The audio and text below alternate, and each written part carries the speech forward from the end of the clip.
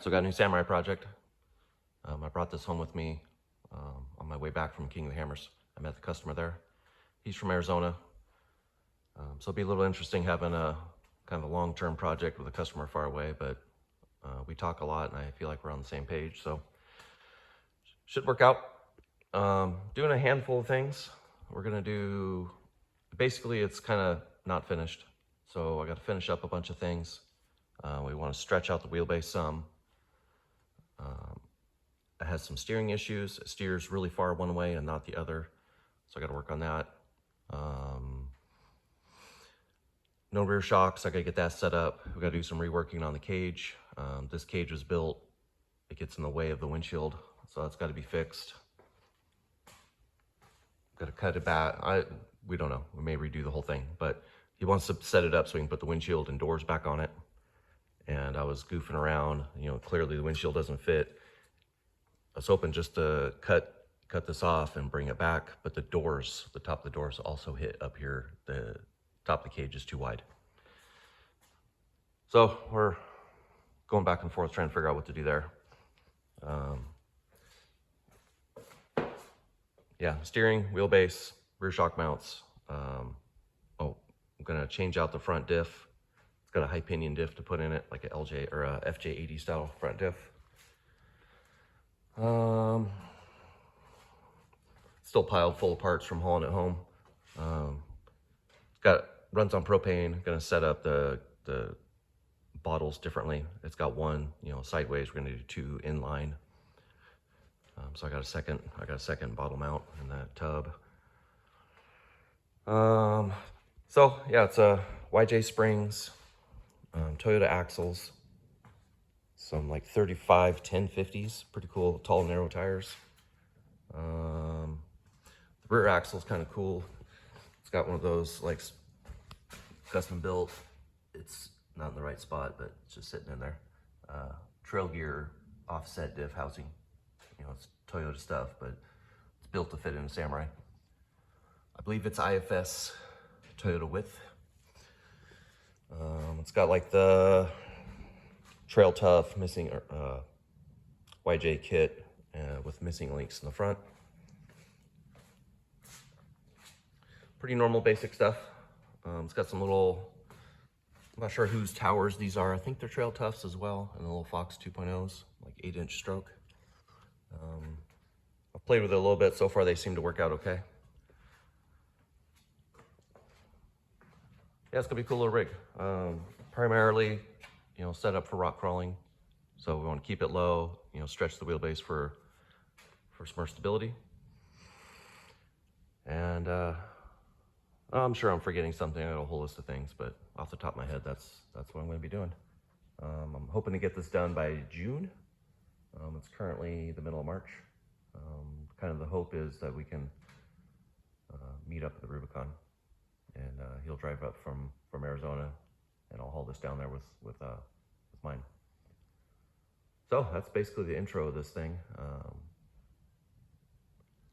Like I said, there's going to be a bunch of videos on it. I got a whole bunch of different projects, so I'll cover everything I do. And yeah, that's it. All right, well, I'm getting started on this thing. I don't think I mentioned it in the little intro to this. Could be wrong.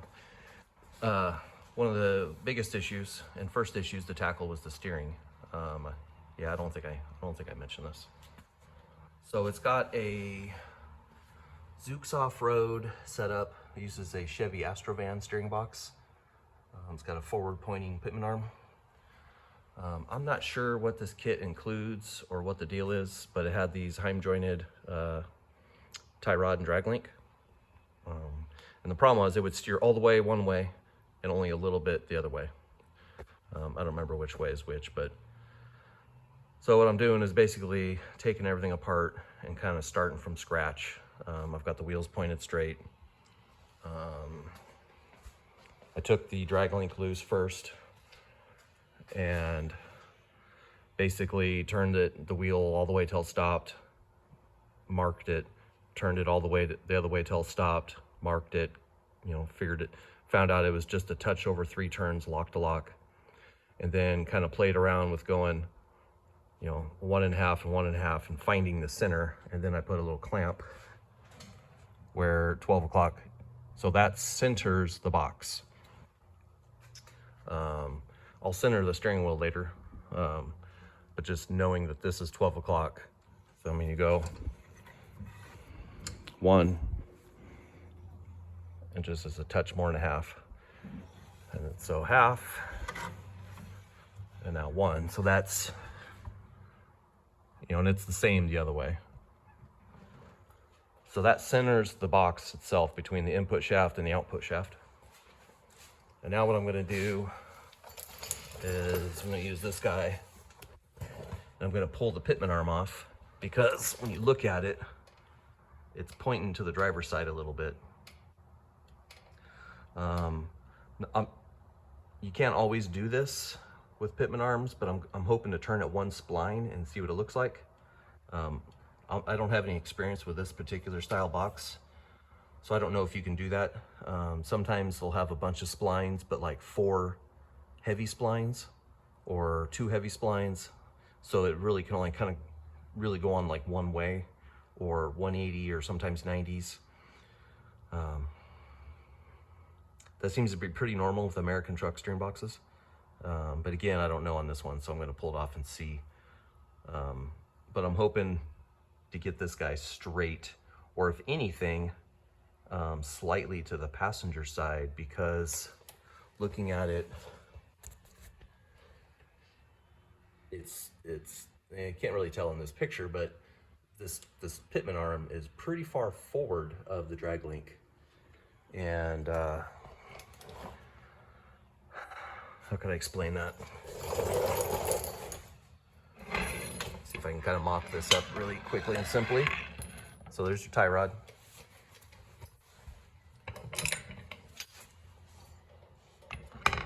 You know, here's your drag link. And so these share a bolt.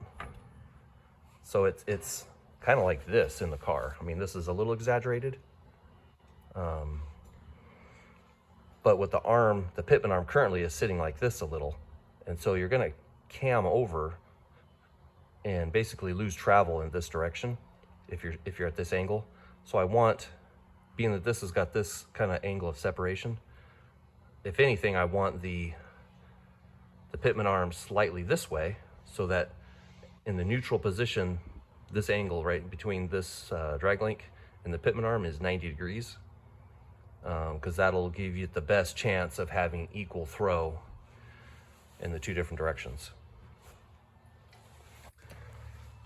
Hopefully that makes sense.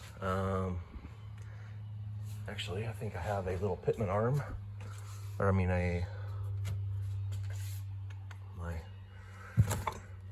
well, I had one here.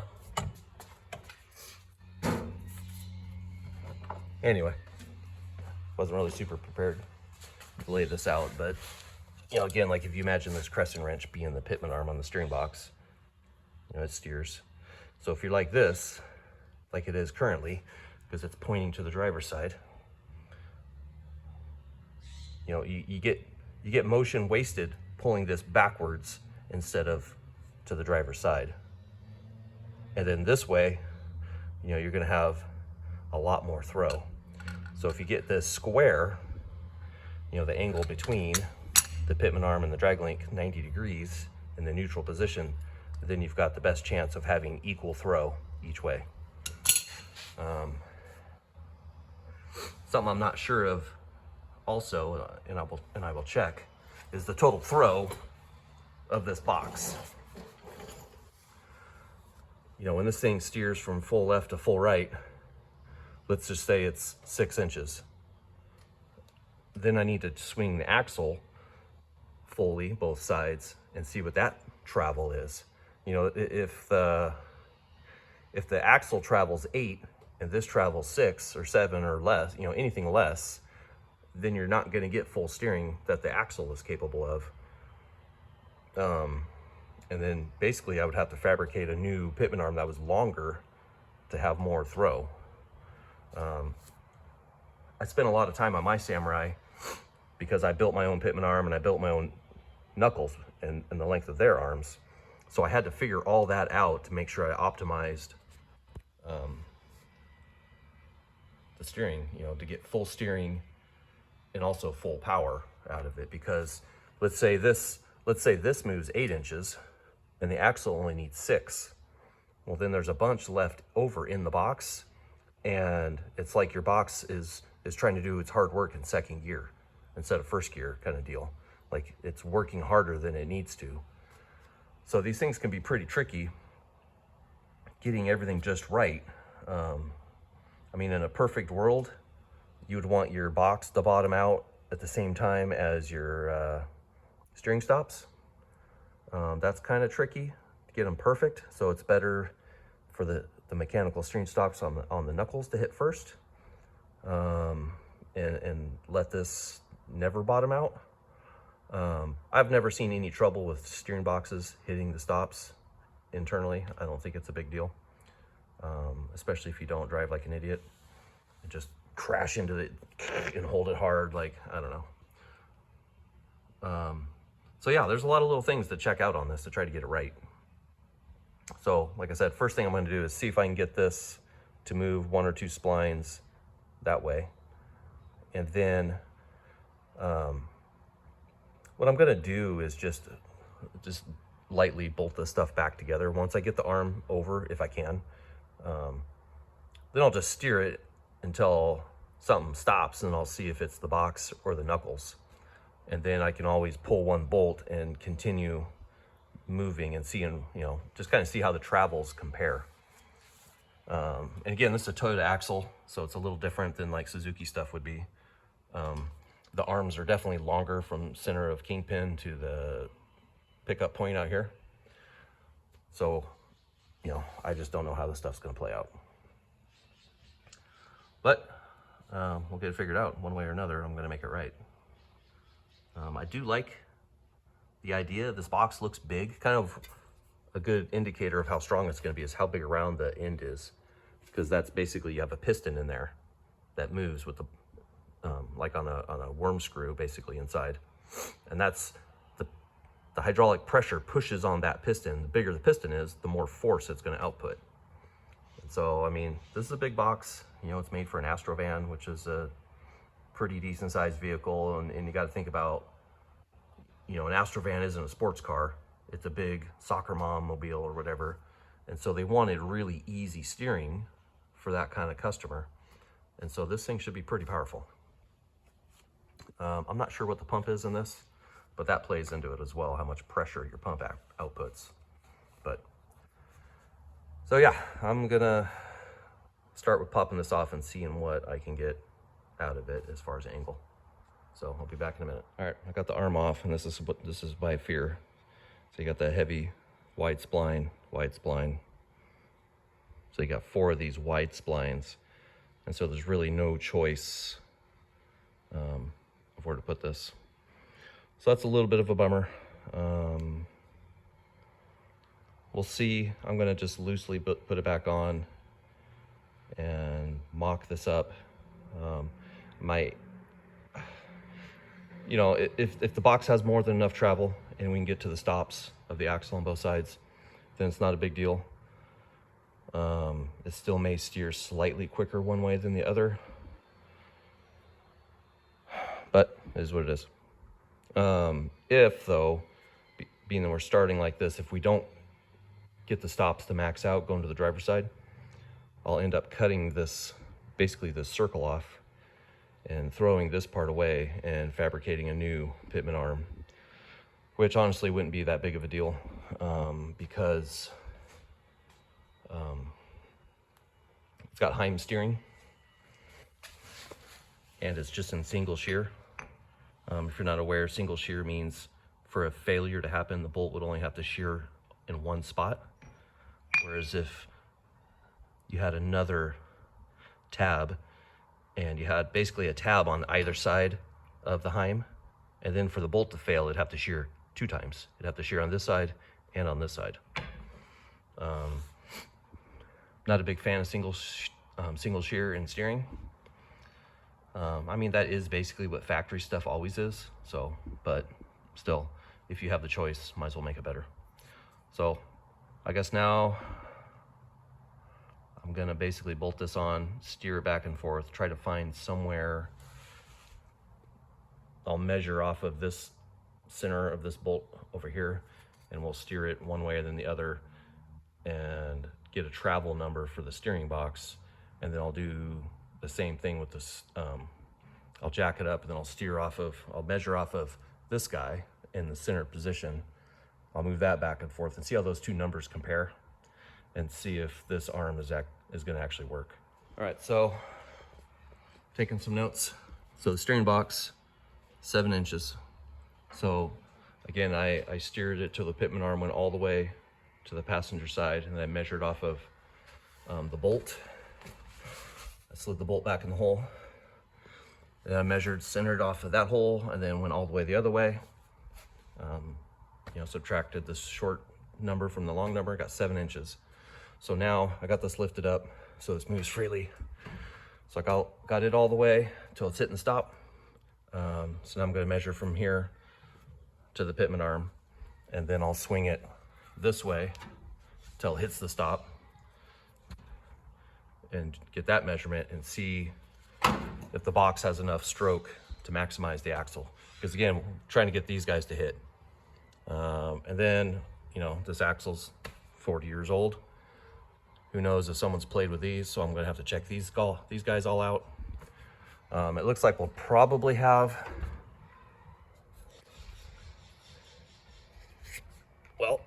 that couldn't be any closer. That's hitting the stop, and we got like 1/8 of an inch. So that's good news. So yeah, I'm gonna do that math and see where we're at, and hopefully, fingers crossed, what I'm gonna end up with is the box has enough, and all I need to do is put the tie rod back on, get the wheels measured out dead straight, get the box dead straight, and rebuild this guy, this drag link, the right length. Because what I'm hoping the only issue is this was just way too long. But again, I just want to make sure all the numbers are right, and stuff's actually, this box is actually compatible with this axle with its current arms. So anyway, I gotta put the camera down so I can do those measurements, and we'll figure out what it's gonna take to get it right. I don't like that that's pointed that way a little, but there's just literally nothing I can do about it. So, all right, get this figured out. Okay, so I've been playing around with different measurements and scenarios and stuff, and I've just come down to where this has got to be changed. And I just got off the phone with the customer. He's okay with it. So I'm gonna cut this splined section out. And basically, this piece of, it's like 3/8 wall DOM. That slug will fit right in there. So basically, I'll cut this off. This will get welded into there. And then, there'll be about a 2-inch or so piece. And actually, this is the remnant of the material I made the one on my Samurai out of. And that was the angle I used of what would be hanging off. And then like the socket for the nut. Ooh, I might have to double check this. This socket doesn't fit. But this is a really heavy socket. Anyway, there'll be a slug of this, or a chunk of this tube. This slug will be welded. It'll be sunk in about halfway. Welded in. I preheat this stuff. These are forged, and they're totally okay to weld on as long as you do it right. But weld down the end, and then I'll build new tabs to come out to give me the new length that I want. Then this spline can be indexed, rotationally where I want it. I can get the length I want. This arm, it's basically dead flat. I need like negative lift built into it, kind of, because it puts the the end of the drag link too low. So it needs to be raised up like at least 2 inches. So then I can put that shape into it. And that's good for the box.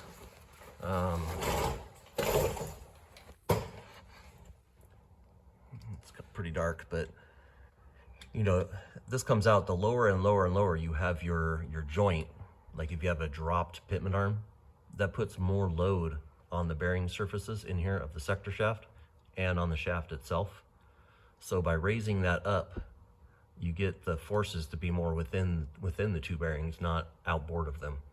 And that's just a stronger, better situation for everything.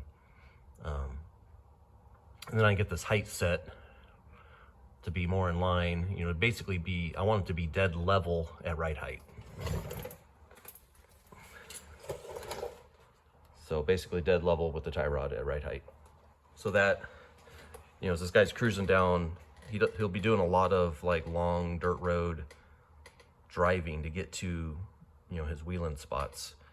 And having that dead flat at right height, you know, as the wheels are chattering, bouncing over little bumps here and there, it keeps your steering wheel from jerking around. And just makes the car track better, you know, it's just how you want it to be. So I'm gonna go to the computer and draw this up and start playing around with what length I need to get the sweep I need. Like I said, with this setup in the box before, I basically got 7 inches from full left to full right. The axle wants 7 1/8. So I want to make this to where this does probably like 7 1/2. That way I've got ample travel in the box to make sure the stops, you know, go 100%. And plus too, there's a lot of weird geometry that goes on. Luckily, most of it's going to work out in my favor with this rig, because, you know, the Ackerman angles play into it, and where this box sits front to rear plays into it. So I'm going to kind of get some dimensions. I'll probably draw this whole thing up in the computer so that I can make sure that I get fully 100% steering, you know, left and right. And again, that's why I like to cheat the box to have more stroke than the axle by a little bit, to account for whatever weird geometry issues there may be. And then also with, you know, when the axle articulates, you're going to lose travel and stuff like that. So I'll probably shoot for actually more like 8 inches of stroke with this guy, just to make sure as it droops, you know, you've got a longer reach as the angles start getting away from horizontal. So yeah, that's my next project. I'm gonna work on drawing this up and figuring out how long it needs to be. Figure out if I can use this tube, if I have another socket that'll fit this big nut, you know, because that'll be recessed down in there a little bit. So yeah, I got some homework to do. So I'm gonna go fiddle around on the computer, and when I get some stuff that makes sense, I'll probably show you what my drawings look like. Okay. So I pulled the wheels off, got on jack stands. I've got these homemade toe plates I made. So I'm getting the thing was super towed in. So I'm starting from the wheels and move my way on up the system. So now I've got the toe. Right now it's at a 1/16 toe in. Solid axles, I try to do between 0 and a 1/16. The bummer is, whoever made these tie rods, all the threads are right-hand threads. I've got this just clamped on the shank of the bolt because I've had to take this on and off 50 times. So yeah, they're all right-hand threads, so you can't just spin this to adjust anything. You need a left hand and a right hand to make this a turnbuckle to where you can do like infinite adjustments. When it's like this, I don't know what the thread pitch is here. I think these are 5/8 times. you get half turn increment because you got to get the housing of the Heim lined up again. And this is, if I go one more half a turn, I think I'm going to end up a little toed out, like a 32nd. I don't want that. So it's going to stay at a 16th toe in, which is okay because with Ackerman, the wheels basically toe out as you steer. When you have limiting factors for steering like CV joints, I don't like Ackerman. I like the steering to be straight so that both wheels turn the equal amount. And that way, both wheels will be going to your maximum limit, which is set by the CV joint. With Ackerman, your inside wheel turns farther than your outside wheel. And then so your inside wheel is at its CV limit and your outer one is not. And off-road Ackerman, in my opinion, is nonsense. Anyway, kind of a tangent, but these definitely have a little bit of Ackerman built into them. So there's not much I can do, but if I cheat it toe in a skosh, I might even toe it in a tiny bit more, then full lock. The two wheels will be a little closer to each other and be able to get the maximum. So now I got the toe set. I'm going to do some measuring. I'm going to go off of the leaf springs for one set of measurements, just make sure from here to here and here to here is equal. I've done that every time I make an adjustment, I recenter myself, because you can't accurately adjust the toe if the wheels are turned. But I'm going to just do a couple other measurements and try to make sure the wheels are as straight as I can measure them. And then I'm going to start drawing out some points. I'm going to get my tie rod length, center to center, my upper kingpin length, center to center. And then I'm going to measure, I made myself a little sketch. I need to fill out all these dimensions. So I need the steering arm length. This is the kingpin. This is the tie rod end joint. I want that length. And then I'm going to go from this kingpin to the sector shaft of the box. And then I need to get an approximation of how far forward it is, because I want to plot this whole thing out in the computer. And, since I'm building my own pitman arm, so this gives me the opportunity to make it as good as I can make it. So there's no guesswork. So I can draw this whole thing up and, steer it in the computer and just play with the length of this arm and its orientation at straight ahead to make sure I get equal steering in both directions, because this stuff can get pretty tricky. There's a lot of little angles at play. So you got to start with the basics. Now that I know I've got the toe basically where I want it, and a little bit of toe adjustment in the future doesn't really change things that much, but just got to make sure you're starting with something solid. So yeah, I need to nail down the location of this box now. I might pull some strings. I can use like these shocks because they're dead lined up. The back side of the shaft lines up with the center of the kingpin pretty nice. Pull a string across, and then I can measure up to the box. And yeah, just gotta kind of fill out, I'm gonna try to fill out that drawing with all those dimensions and then go back to the computer. Just a quickie rough calculation I did on the computer is that stock pitman arm is exactly 6 inches center to center. And I basically drew a triangle, 6-inch legs, 7 inches this way, because that's what my sweep was that I measured.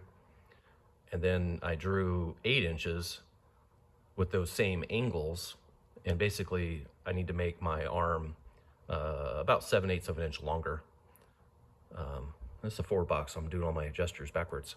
But about 7/8 of an inch longer pitman arm will get me an 8-inch sweep, which is a little more than the 7 1/8 or whatever the axle wants. So that way we've definitely hit the stops here. And then with articulation and, because as that wheel on the far side goes down, it gets farther away from the steering box.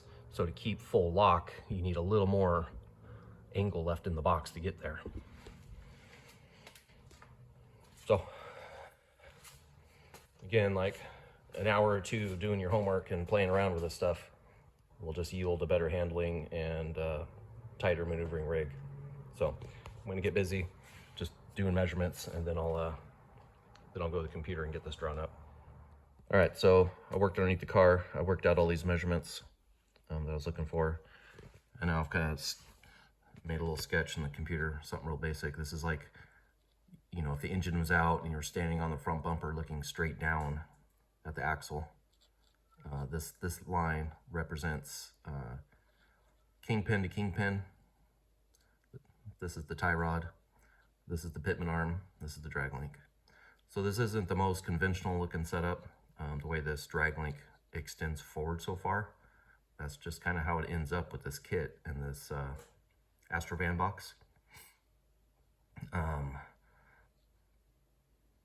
So what I'm changing,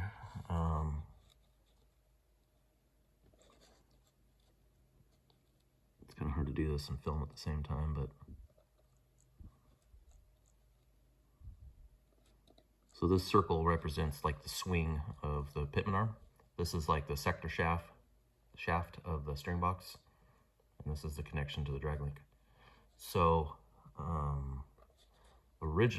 you know, as it sat with that original OEM style pitman arm, is it's more like at this angle. And so pretty quickly, you know, you can imagine, you know, you're trying to maximize the movement of this bar, of this drag link. And if you're starting over here, pretty quickly, you're moving this way and not this way.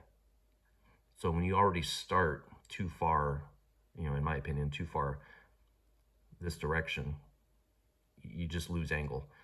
Your middle point, you want to be 90 degrees. This line to this line, 90 degrees. So that way you have like equal motion, you know, equal distance available both ways. And what pretty much works out, they're not exactly the same, but that's okay, is, you know, this is the Ackerman angle of the Toyota axle. You know, I don't know the angle in degrees, but, you know, the tie rod is longer than pivot to pivot on the axle. So your steering arms are at this angle. That angle is very close to this angle. It's a little bit less, but this arm is longer than this arm. So by the time this thing goes to full steer, they're going to be pretty equivalent. So this system of these two arms and this drag link are going to work together pretty happy.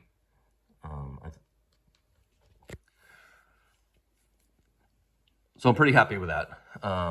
One thing that's pretty cool about this weird kind of, you know, not normal layout of steering is it leaves a lot of room to push the front axle forward.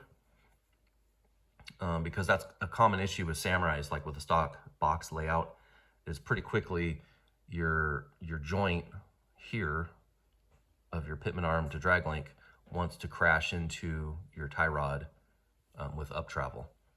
You know, and that depends on ride height and a million other things. But with this system, you know, we got a lot of room to play with.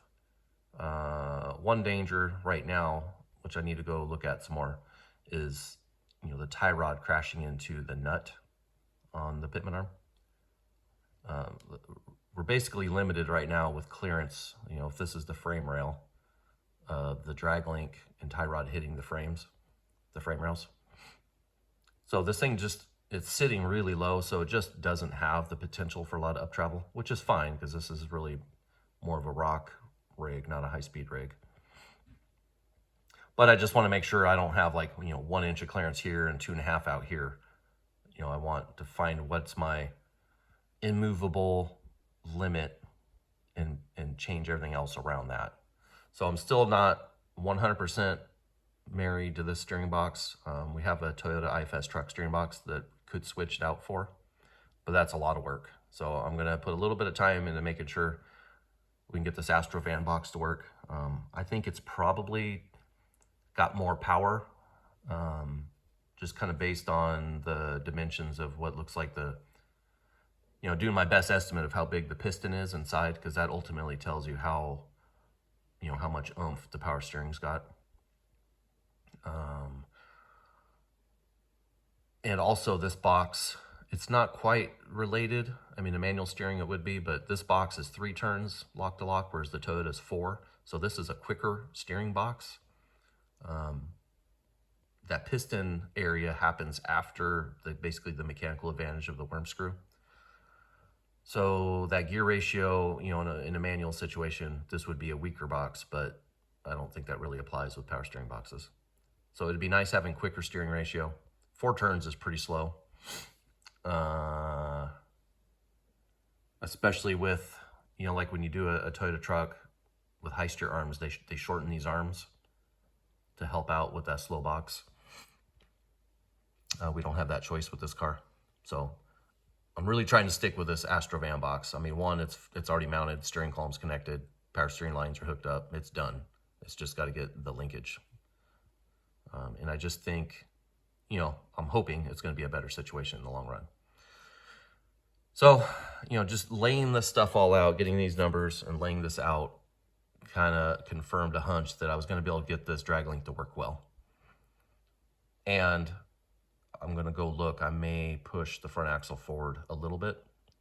We don't have a ton of space body clearance wise and stuff, but I've got to do more fender trimming anyway.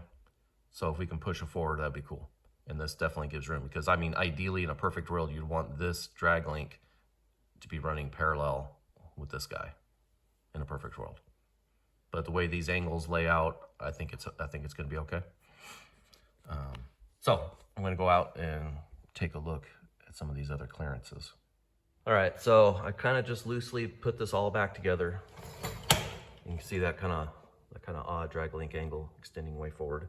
There's the pitman arm. This is basically just all back the way it was.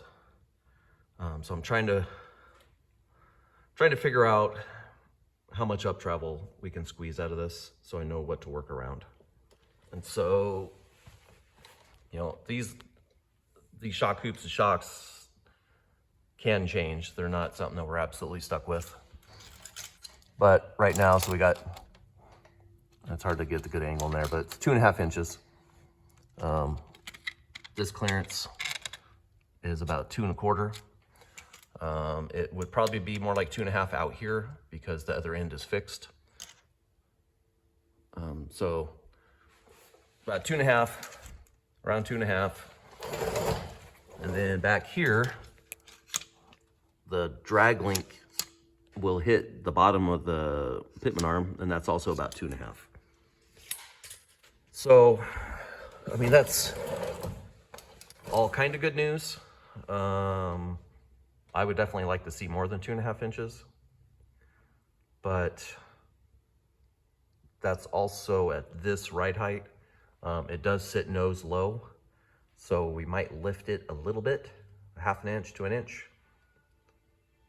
So that would be 3 to 3.5 inches of up travel. That's a little better. So I'm just trying to decide what I'm going to stick with or what I'm going to change. I don't like, there's a lot of things I don't like. I don't like this being, you know, if this was lower, like if this joint, instead of being on here, attached to here, which is tough to do right, I would gain clearance here. I don't know that I could really gain clearance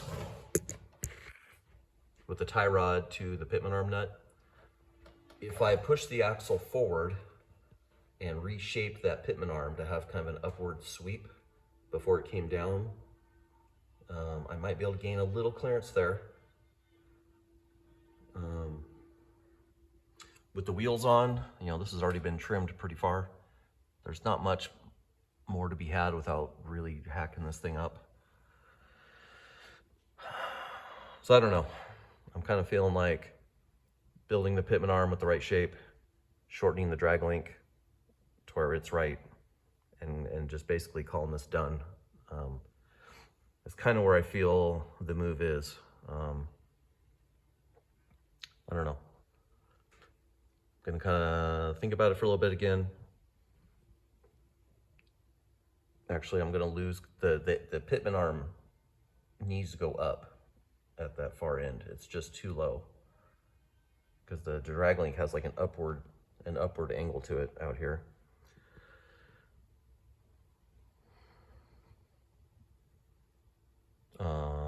Yeah, this is just kind of this kind of thing. I'm not a big fan of doing. I don't know how to say this. You know, I know I don't build perfect stuff, but I prefer to start from absolute scratch than kind of take over where someone else has started a lot of times. But this just happens to be one of those times.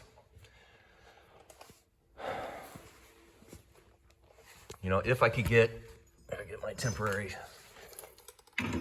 this tube holds up the,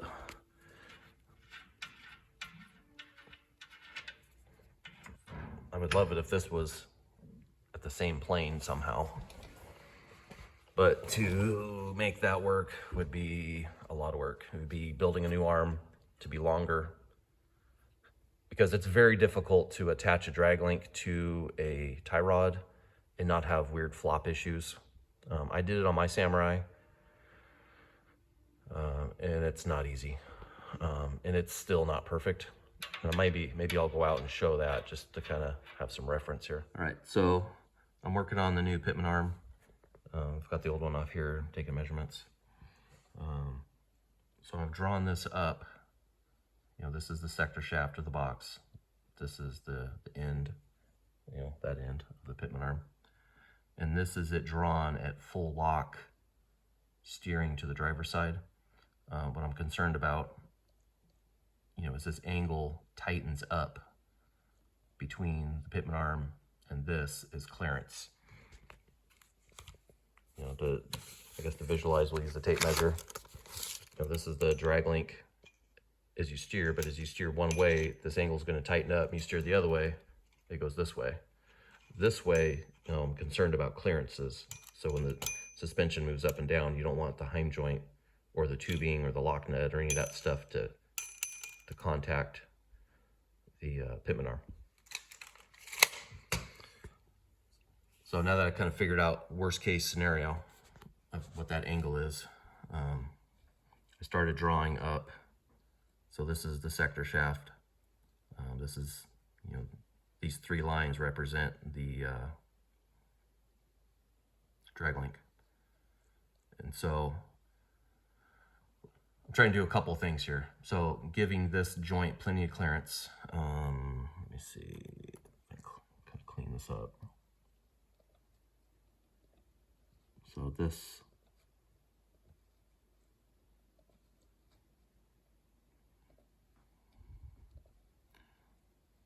so now that'll be kind of the shape of the plate. So it'll have this scallop here for clearance. You know, if this was just drawn in a straight line between those two circles, the jam nut may contact at you know, full droop or compression. This circle kind of represents the end of this guy, and so I kind of have this bump out over here. That's basically the angle that the Pitman arm, you know, I showed before how it used to kind of naturally point to the driver's side in the straight ahead position of the box. This is the difference in angle and length. So I'm going to go from this hole to this hole. So this gets me the angle I want to be and the extra length. And if I leave this shape in my new plates, I can basically leave most of this Pitman arm in place, and I'll basically just cut the end off. So I'll have all this material to weld to. And so I'm not just relying on welding around the circle. At first I talked about that big heavy tubing I had, and cutting this and inserting it, plugging it in there and welding it. I just don't have the vertical space, you know, with the tie rod coming up and hitting the bottom of this. So I want to keep this as thin as possible. So my plates, I'm going to have a 3/16 plate top and bottom, and the nut will still go up to, you know, where it originally contacted here. So I'm not gonna be pushing the nut down or anything surrounding the nut.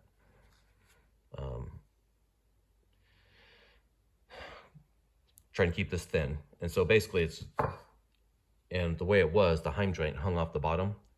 to get better clearances, basically I want the center of my heim joint in line with this. So the two plates will sandwich this, they'll come down, and then they'll both bend out and then go parallel again. So the heim joint can sit basically where this end is, being centered in there. And then it'll have plates on both sides, so it'll be in double shear. And have all this original arm still inside of it. You know, basically, grab the right.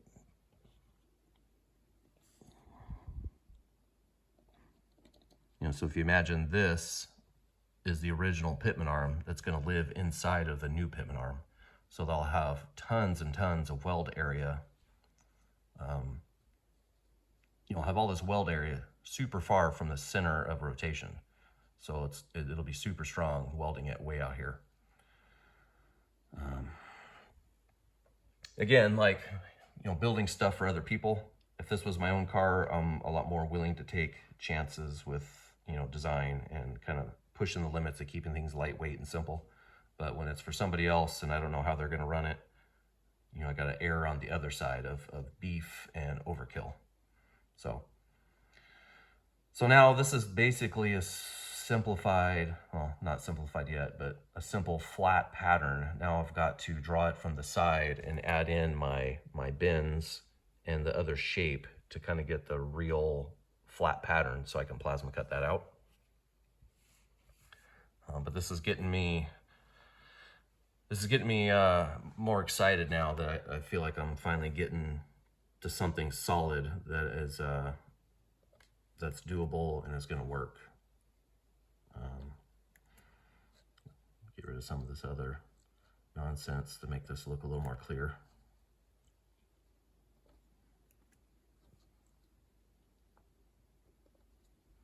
It's kind of tough and slow to do this with one hand.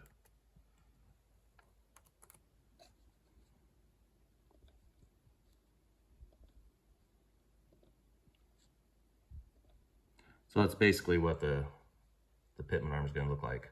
And I like having that bump out also because it keeps this basically parallel. So you've got maximum thickness throughout the arm, and then you just got this little whoop. And then I made this across here. It's quite a bit wider than this was. It's basically the size of the widest part of the heim joint, because I want to have as much material, you know, outboard of the hole as I can without it being too much or looking ugly. So yeah, I'm pretty stoked. I think this is going to work out pretty good. There'll be two plates, you know, top and bottom, and then looking at it from the side, it'll get all boxed in also. So you won't even see this at all. It'll just be fully, you know, encapsulated inside. But before I put the boxing plates on, it'll get welded all around inside. So it'll be crazy strong and get everything where it needs to be. It's actually gonna, like I said, instead of hanging out underneath this, it's gonna be centered. So it's gonna raise that drag link and get it more level. Between this and raising the ride height 1 inch, the drag link should be dead level at ride height. So for rolling down gravel roads, you know, little choppy bumps, it's not gonna have bump steer.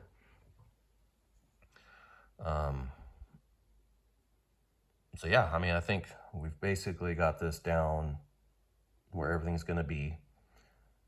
The only thing that might vary is I may or may not, I'm going to put the tires and wheels back on and kind of play around with tire clearance and seeing if I can trim it. I might kick the axle forward a little bit.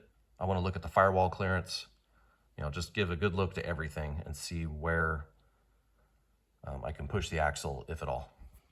But still with this will work either way.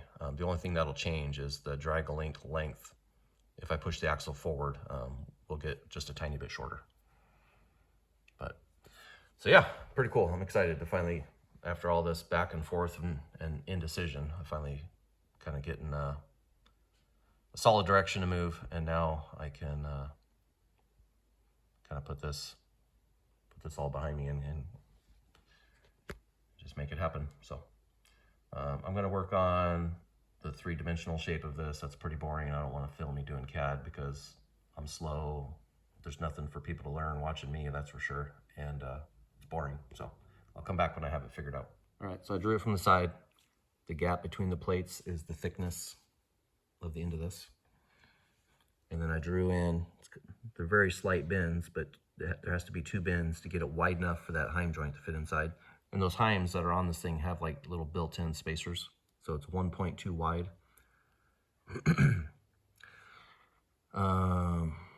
Yeah, so I drew that out and then zoom in. For some reason, this looks really terrible with the camera, but basically drew in the bends and the bend allowances and then did the math and basically extended the length of this to account for the material needed for those bends, which was honestly probably not even worth doing. It was a tiny, tiny amount, but so yeah, so that's the flat pattern. I want to go through next now and add in the actual bend lines, and then because I usually will put like a little tiny divot where the bends are, just to make it easy when I go to bend it. So that's the shape. I'm pretty happy with it. At some point here, I need to draw up the filler caps, but I'll probably wait until I cut these out and bend them, just so I can get a feel for where I want those to end and stuff like that. But this gives me something to go on now. I do need to, I'm thinking about this, one of these, there's going to be 2 of these plates, the top and the bottom. One of them is going to have a much bigger hole.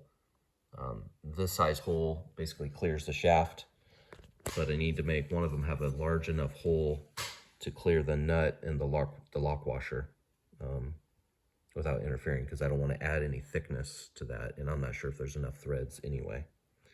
So I need to go measure. Honestly, I found a thinner wall socket that fits that nut. I'll probably just measure the diameter of that, or not a washer, a socket.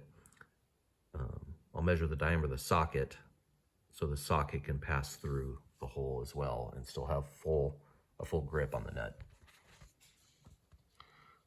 So yeah, so I just got to duplicate one of these and then enlarge the hole for that. And then I'm going to get these cut out and give it a test and see how it looks. It's been a lot of like nonsense thinking and going back and forth, but so far really, if this is the fix for everything, this has actually been pretty easy. And so like I showed it a minute ago, those steering stops are pretty hammered. It's a pretty good idea to have those functioning. So I know you can buy little boxing kits for those. I might have the guy order a set of those and send them to me. That way I know where to bend those back to. Because I don't have anything here with the Toyota axle that's in good, oh yes I do. Actually I do have a good Toyota axle here I can measure from. So I don't know, I'll probably just make my own boxing plates. I know this video has been basically me just talking to myself, thinking out loud, but that's pretty much how I function, so yeah, I'm pretty stoked. I think this is gonna work out good. There's been a lot of like life lessons learned in building Pitman arms. My Samurai, the Pitman arm is still not perfect. It works, but I want to rebuild it, and it's the second one that I built for it. And a lot of it comes down to that angle, you know, that when the drag link swings in, that angle tightens up. It's making sure you have clearance here. I didn't do a good enough a job on that on mine. And after it was all built and welded, I had to get in there with a grinder and open some stuff up. And it just looks crappy. It's not professional. So I want to rebuild mine, you know, and use this kind of technique. So that's kind of part of the game with you know, doing metal fabrication work and custom work is nobody knows how to do things perfectly on their first project. It's a lot of learning how to build stuff right from building it wrong, you know, and taking ownership of mistakes and learning from them each time. That's what's gotten me to the point I'm at, and I'm still, you know, I watch people who are absolute masters and I'm just in awe, and I can't wait to one day be at their level. You know, I try not to have any kind of arrogance or pride in my level of work, because I know, you know, I'm probably at best a mid-level fab guy. So So yeah, just got to keep plugging away and keep learning. So I'm going to get this stuff cut out and test fit and do some steering sweeps. And once I get this kind of tacked in there, I'm just going to lightly tack weld things together in case it doesn't work. But I want to try to articulate it fully as best I can on jack stands and just make sure everything looks solid. This extra length that I added between these bolts, I calculated what was the right amount, and then I added even a little bit more just to account for articulation, steering losses from articulation and stuff like that. So, all right, enough talking, time to get to work.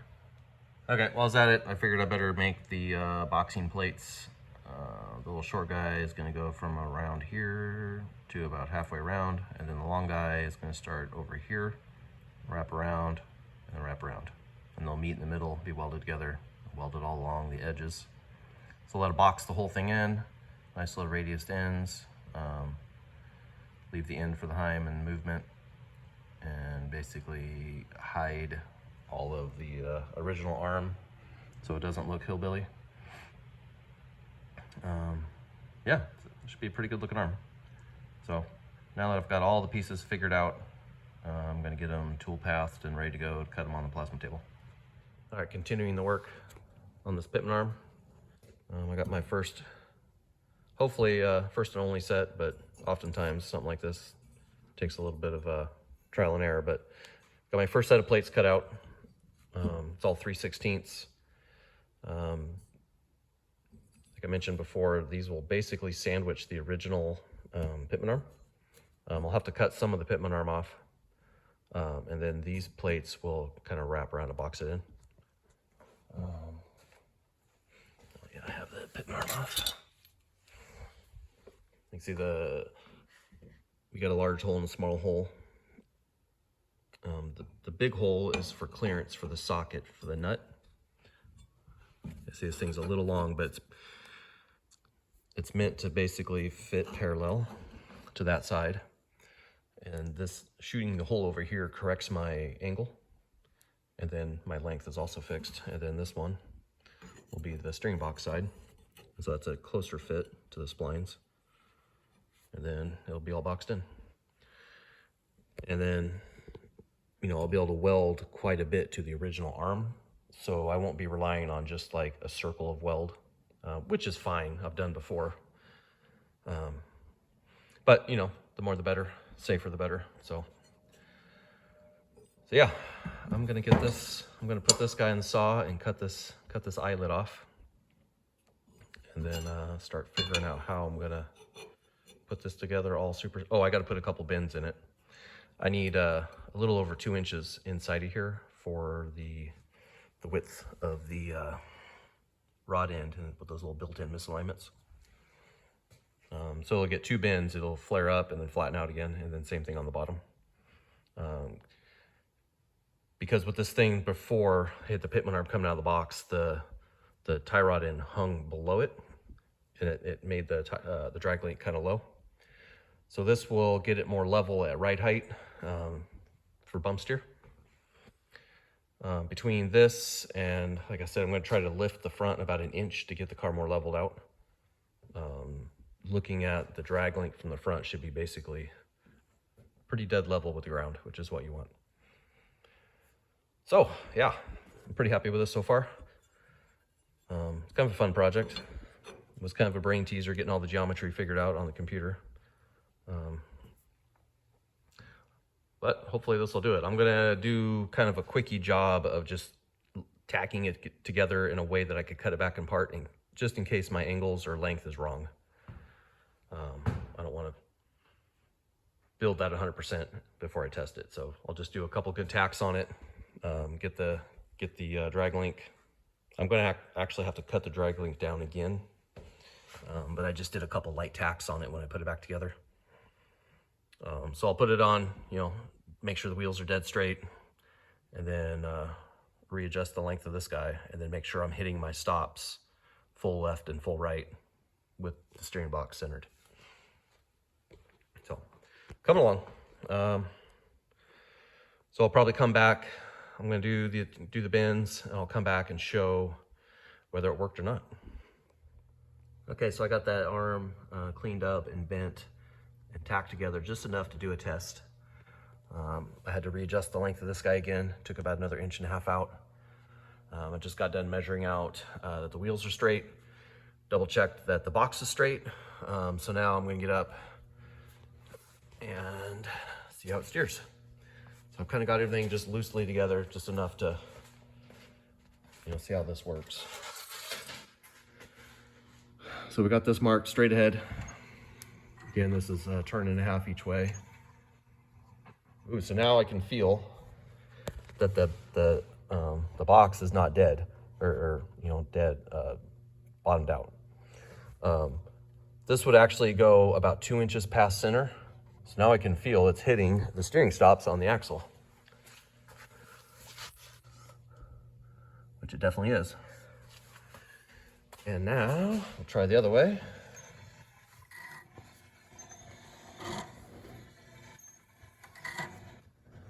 Oh, same thing. It's hitting a little bit before it used to go, before the box bottoms. And the stop is hitting. So that's awesome. So I've got full steering, both directions, with basically a very equal amount of turns to the wheel. I'm pretty stoked. So I'm gonna just kind of go around, check things out over and over and over a bunch of times. Just be sure that things are totally where I want them.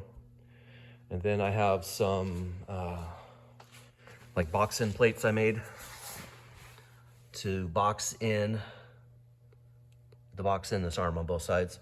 It'll wrap around this corner, and they're kind of scalloped back and leave clearance for the joint. Yeah, this is cool. Pretty excited about this. Still a little weirded out by this like forward angle of this thing, but it works. It actually works. And this, with leaf springs, I kind of figure the safe limit's about 8 inches of wheel travel on a YJ Leaf without hurting them. I've pushed them to 10 before, but that's pretty much pushing it.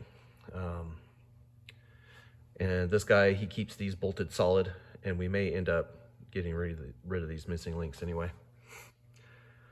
So what I need to do, there's not much else to do in the steering department. I do want to try to build some like double shear plates for this stuff, because this hole, it's such a shallow amount of steel that it doesn't take much to wobble those out with a straight cut hole. So I want to build some double shear plates and try to reinforce that. Once I get that kind of all buttoned up, I'm going to flex this thing out and see how the clearances look. I've got not quite 2 inches here. And depending on how it's steered and articulates, like I said, I have about 2.5 at the shock. I think I'm going to basically keep that as my limit and then just do whatever it takes to maximize that. And again, we're probably going to go 1 inch taller, so we'll gain another inch up travel. So I might have to do a little bit of a C-notch here for the drag link. We'll just have to see how that plays out.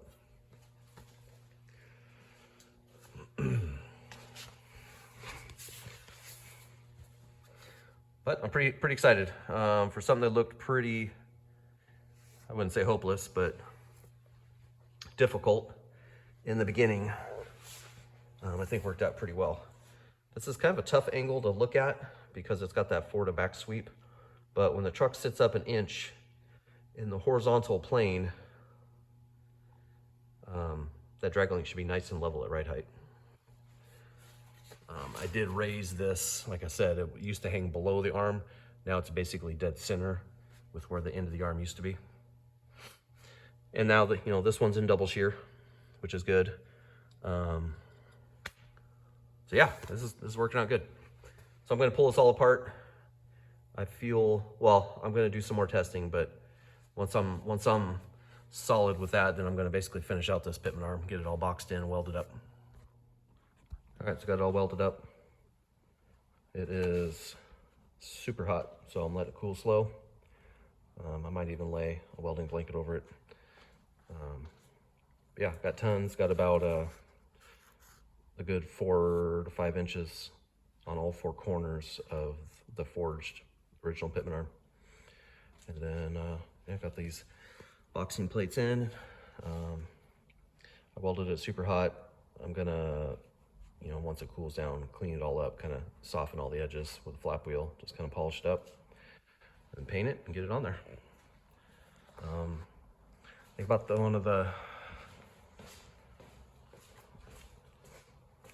I've got to do a couple more tests, just double check before I nail down this length. I need to weld that threaded end back into that tube. It does steer kind of farther than stock because these stops are all crushed. I'm not sure if I'm going to fix those. I need to talk to the owner. I'm not sure. Obviously the further you turn a CV, the weaker it gets. I'll kind of leave that up to him, see what he wants to do. But limiting this down to the stock angle obviously would be best for strength.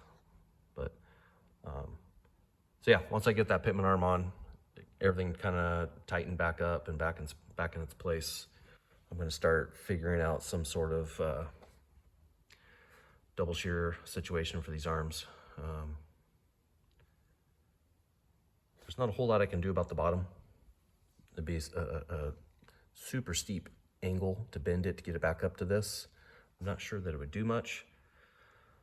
So what I may do is just double shear the top of this side, which will support the drag link, and it'll support the bolt overall, because the bolt will be in 2 fixed points instead of just 1. And then what I might do down or over here on this side is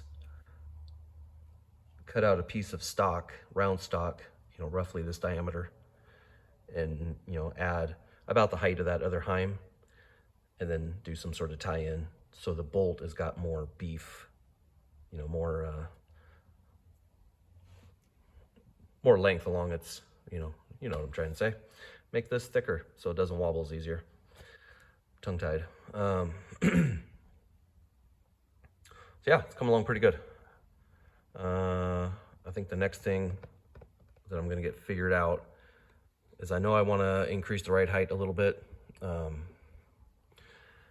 probably lengthen the wheelbase a bit. So I'm probably going to build some new YJ adapter plates, and I'll just bring the mounting bolt hole forward 1 inch and down 1 inch, and then probably going to cut these off and extend the frame rail and build a nice, shackle that's doesn't have any of this stuff, just a single regular shackle, and probably make it a little longer. This is a little short, in my opinion, for YJ spring, but I'll probably extend this out and just sink a tube into the frame, kind of looking like this, but farther out with bushings in it. I think that's the plan.